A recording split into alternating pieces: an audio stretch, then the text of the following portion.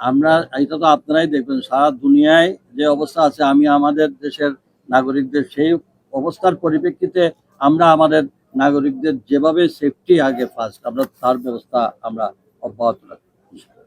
আমরা সেটা আপনার ফোর্সি করে আমাদেরকে মাননীয় প্রধানমন্ত্রী বলেছেন অন্যান্য দেশ যেভাবে তাদের নাগরিকদের সেফটি দিবে, যদি তাদেরকে আনতে হয় কোনো ব্যবস্থা করতে হয় সেটাও আমরা করব। আমাদের পূর্ণ প্রস্তুতি আছে এবং আমাদের পররাষ্ট্র মন্ত্রণালয়, আমাদের প্রবাসী কল্যাণ মন্ত্রণালয় এবং সিভিল এভিয়েশন, আমাদের ত্রিপক্ষীয় আমাদের একটা ফোকাল পয়েন্ট আছে।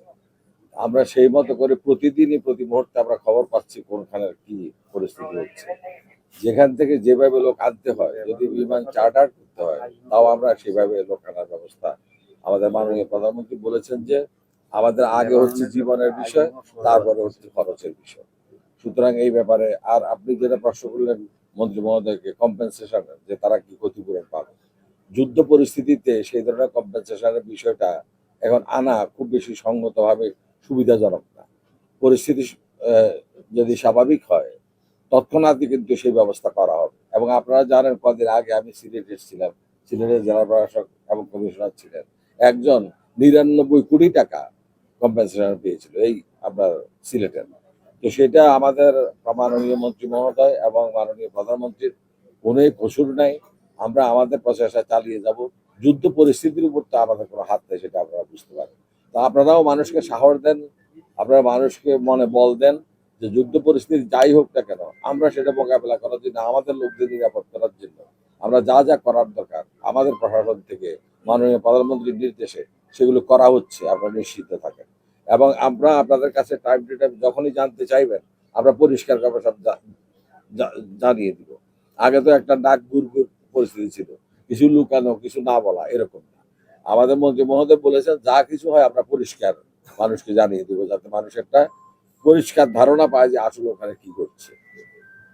আরেকটা জিনিস হলো লেবাননের বিষয়টা, লেবাননের যে যুদ্ধ চলছে সেখানে আমরা আইএলওকে দায়িত্ব দিয়েছি, কারণ ওইখানে আমাদের অন্য কোনো সোর্স নাই। তো কাজে আইএলওর মাধ্যমে আমরা প্রতিনিয়ত নির্ভর করছি, লেবাননে কোনো দুর্ঘটনা ঘটে আইএলওর মাধ্যমে আমরা যেন আমাদের নাগরিকদেরকে সেবা দিয়ে থাকি। আর যেখানে খাদ্যের অভাব আছে, হয়তো তারা এক জায়গা থেকে ওই যে শিয়া জায়গা থেকে সুন্নি জায়গায় চলে গেছে, সেখানে খাদ্যের অভাব, সেইটা আমরা ওদের কাছে খাদ্যের ব্যবস্থা প্রেরণের জন্য সেটা আইওএলকে আমরা দায়িত্ব দিচ্ছি, খরচ বাংলাদেশ সরকার দিবে এবং সেই ব্যবস্থা করা হয়েছে। তাছাড়া আমাদের মাননীয় প্রধানমন্ত্রীর নির্দেশে আমরা সংঘাত চলাকালীন সময়ের মধ্যে মধ্যপ্রাচ্যে আমাদের অপসারিত প্রবাসীদের পাশে বাংলাদেশ সরকার আছে, বাংলাদেশ সরকার থাকবে এবং এটা শেষ না হওয়া পর্যন্ত সার্বক্ষণিকভাবে বর্তমান সরকার আমাদের প্রবাসীদের পাশে আছে। এই ব্যাপারটা যাতে আপনাদের মাধ্যমে ব্যাপক প্রচার হয়, আমাদের বাংলাদেশি মানুষ যারা প্রবাসী আছে তাদের মনোবল যাতে না হারায়, আপনাদের মাধ্যমে আমরা সেটা প্রচার আশা করি। আরেকটা বিষয় হলো